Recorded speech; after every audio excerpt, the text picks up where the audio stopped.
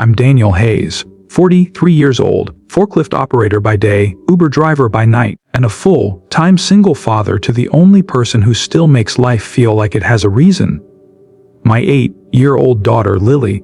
I never expected to be raising her alone. Cancer took my wife 3 winters ago. She was my compass. Since then, it's just been me and Lily in a rundown 2-bedroom apartment on the edge of Cleveland. Rent is always late, the fridge is mostly empty, and the heater has more attitude than function. But we survive, barely. Most mornings, I pack Lily's lunch with peanut butter sandwiches and tap water in reused juice bottles. She never complains. And that makes it harder. Because she deserves better, much better. But this one isn't about how we struggled. It's about the morning I gave my last $5 to a homeless man I didn't know, and how that one act spiraled into a truth that changed our lives forever. It was a bitter Thursday morning, January, wind biting through my jacket as I walked Lily to the bus stop. My shift at the warehouse didn't start till noon, and I was already dreading it. As we waited for the bus, Lily tugged my sleeve. "Daddy," he's shivering. I looked across the street. There was a man, mid-50s, maybe older. His coat looked like it had been through war. He sat on the cold pavement beside the corner store, cupping his hands over his mouth, exhaling just to feel warmth. I knew I shouldn't. I had $5 in my wallet, just enough to put gas in the car for my next Uber run. But Lily kept staring. And when the bus pulled up, she looked at me and said something I'll never forget. If Mommy saw him, she'd give him soup. And my heart sank. After she left, I crossed the street, walked up to the man and handed him the $5 bill. "It's not much," I said, "but it might get you some coffee and a sandwich." He looked up, eyes sunken, but alert. "Thank you, son." Then he said something odd. "You just rewrote a page in your story." I smiled politely, thought maybe he was delusional, walked away, forgot about it, or at least tried to. The next day, he was gone. But on Saturday morning, as I waited outside the community center for free groceries, a white van pulled up. Out stepped a sharply dressed man, suit, polished shoes, clipboard in hand. He was looking for someone named Daniel Hayes. "That's me," I said cautiously. He smiled. "Mr. Hayes, we've been trying to locate you. My name's Stephen Kessler. I'm with the Greenway Foundation." I blinked. "The what?" He flipped through his clipboard and said, "You recently helped a man named John R. Ledger." My stomach dropped. I nodded. "Just gave him $5. Stephen's expression turned serious. "John Ledger was our founder. He disappeared 5 years ago after a stroke. Lived off the grid. No one could find him. Until now." I didn't know what to say. Stephen continued. "Before he vanished, John arranged a contingency. If someone showed him compassion, genuine unsolicited kindness, he wanted that person found and thanked." I chuckled nervously. "Look, it was just $5. Stephen shook his head. That $5 unlocked a chain of events, and Mr. Ledger's final wish was to offer whoever helped him a new beginning. A week later, I was sitting in a glass-walled office in downtown Cleveland. They offered me a job at the foundation. A real job. Benefits, decent pay, and best of all, flexible hours so I could be home with Lily in the evenings. But that wasn't all. Ledger had owned a property, a small 2-bedroom home near the lake, paid in full, taxes pre-covered for 10 years, and he left it to me. Me, a man he'd only spoken to once. I sat there holding back tears thinking of Lily's words. If Mommy saw him, she'd give him soup. But then came the twist. The part no one could have predicted. As I walked through the old lake house for the first time, I found a letter tucked into the kitchen drawer. It was handwritten in a trembling scrawl. "To the man who showed me warmth on a cold day, I once had a son.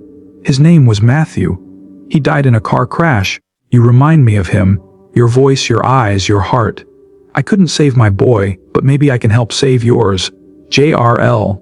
I stood there frozen, holding the letter, the paper shaking in my hands.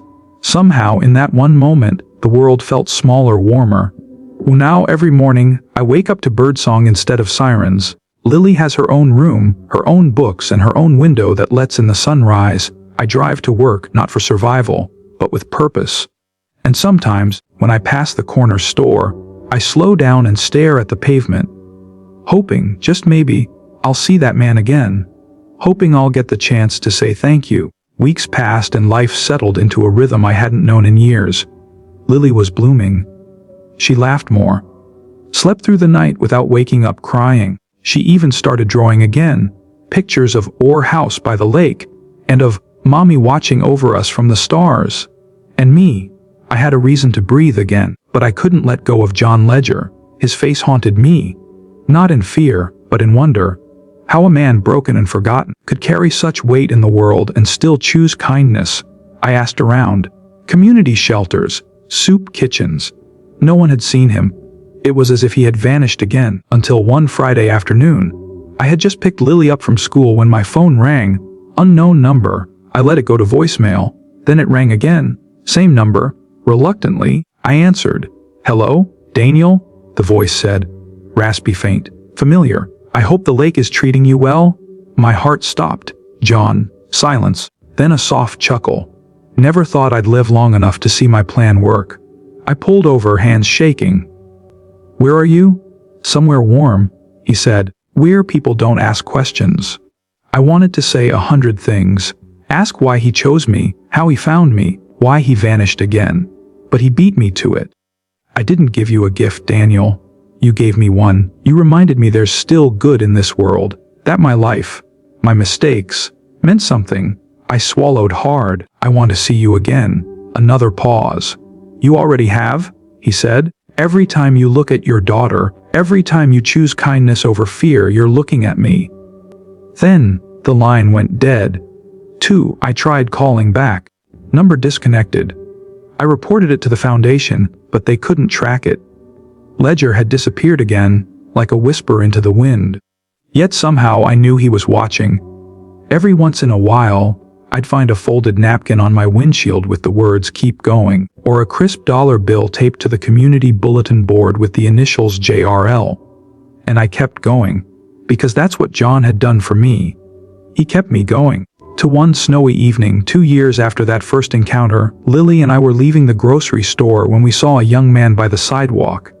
Thin, cold, eyes wide with embarrassment. Don't look, Daddy, Lily whispered. He's scared. I pulled a 20 from my wallet and walked over. You hungry?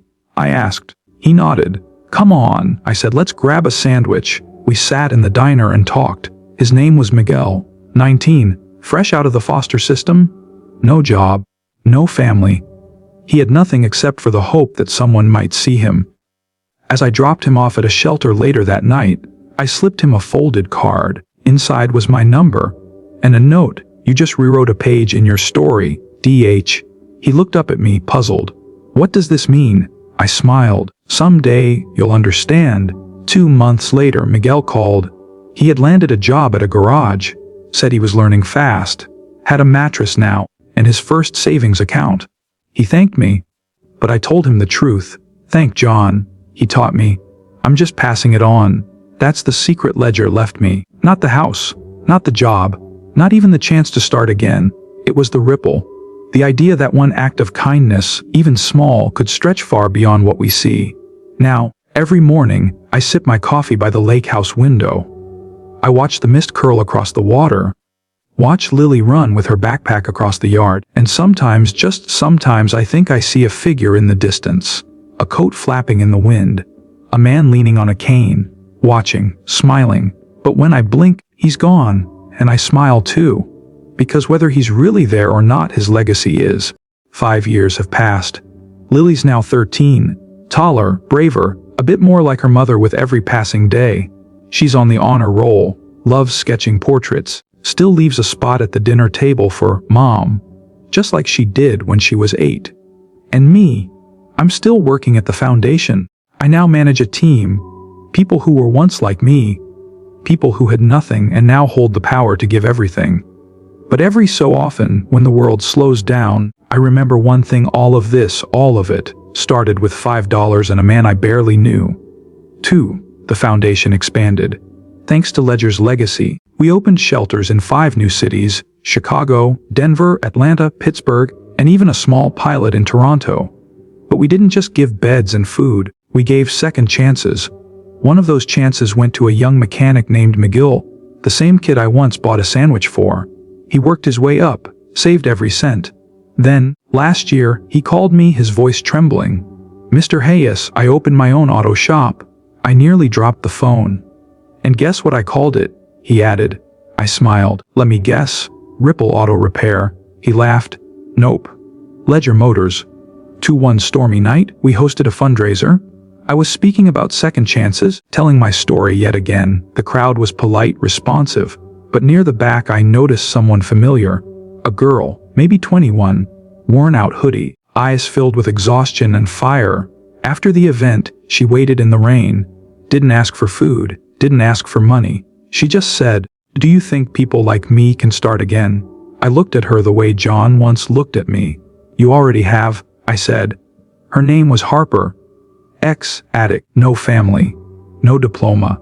But today, she's on our foundation's outreach team, speaking in high schools, telling her story.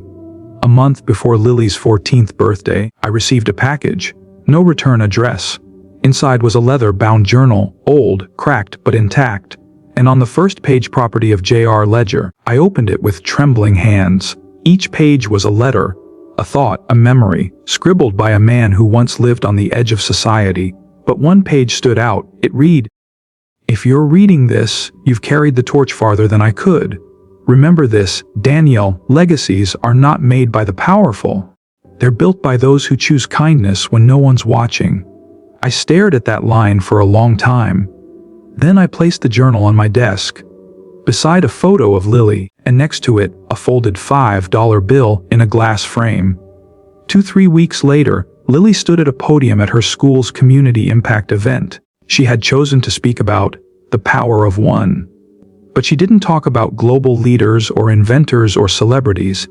She talked about her dad, about how a single moment of kindness turned their lives around. And then she said something that silenced the entire auditorium. "My dad always says, kindness isn't something you give when you have extra. It's something you give because you remember what it's like to have nothing." I had to leave the room. Too many tears, too much pride, too much love. Summer, lake house porch, a quiet evening. I was sipping tea, watching the water, listening to Lily hum a tune from the living room. Then I saw him, far off by the dock, same coat, same slouched shoulders, same quiet dignity. "John Ledger," I stood, but before I could call out, he raised a hand.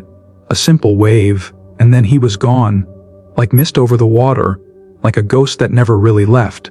But this time, I didn't chase him, because I finally understood he was never meant to stay. He was meant to pass through and leave the matchstick, the fire. That was mine to carry. Today, there are 26 shelters across North America bearing the name Ledger. Thousands of lives touched, hundreds of stories changed, and none of it started with a government grant or a billionaire's donation. It started on a cold morning, with $5, and a daughter who believed her mommy would give soup to a stranger. I'm not a hero. I'm a man who once stood at the edge of nothing, holding a child's hand. But now I know even the smallest ripple can become a wave. Sometimes all it takes is $5, a single act of kindness to rewrite someone's destiny. But what if your kindness rewrites more than just one life? What if it sparks a legacy that lives on forever? This story isn't just about Daniel or John or Lily. It's about all of us, because deep down, we all have a moment when we choose who we want to be, and maybe, just maybe, that choice changes everything. If this story touched your heart, we invite you to be part of this journey. Subscribe to the channel. Help us share more stories of hope, compassion, and humanity, because the world needs more ripples, and you could be the one to start the next wave. A screen fades to black with the text, "Subscribe for more."